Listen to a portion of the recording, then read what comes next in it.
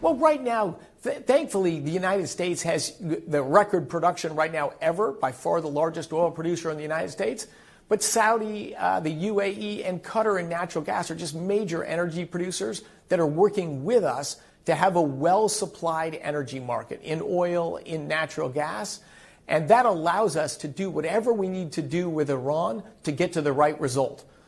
Is incremental barrels of oil more important than preventing a nuclear-armed Iran? Absolutely not. The fundamental goal here, geostrategically important, is to stop Iran's nuclear weapons program, reverse it, and dismantle it. Talk to me about the broader strategy here as well. And of course, you will be meeting with some of the leaders of the OPEC producing nations too.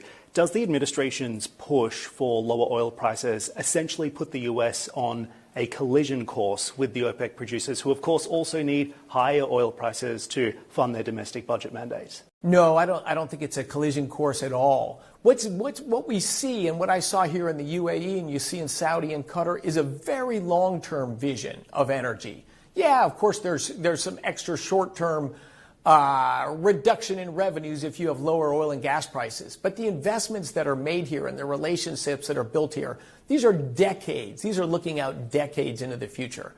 Dan, there's about 1 billion people that live a lifestyle remotely recognizable to you and I and the people in our worlds. There's 7 billion people that want to live a lifestyle like that. The only way from here to there is just massively more energy. Yes, the world has been drunk the last few years or maybe decade or two on somehow shrinking energy production and shrinking standards of living will somehow save the world.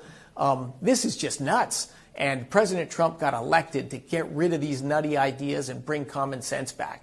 The way to make American lives better and the citizens of the world better is larger energy, more affordable energy, and just a much more bright and prosperous future. That's the path we're on, and I think certainly UAE and Saudi Arabia and Qatar, I think we're all aligned in that mission. So just on OPEC, the president has called on OPEC to pump more. OPEC will be adding more barrels to the market.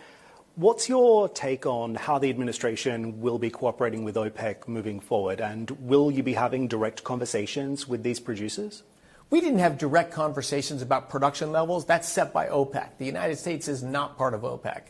But we're energy producers and we're large energy consumers. So we've certainly shared our vision of a better energized world, more stable and lower priced energy. That's good for America. We think good for the world. I think we're seeing cooperation from OPEC that they want a world that's well supplied. And I think that gives geopolitical leverage to solve some of the world's problems as well.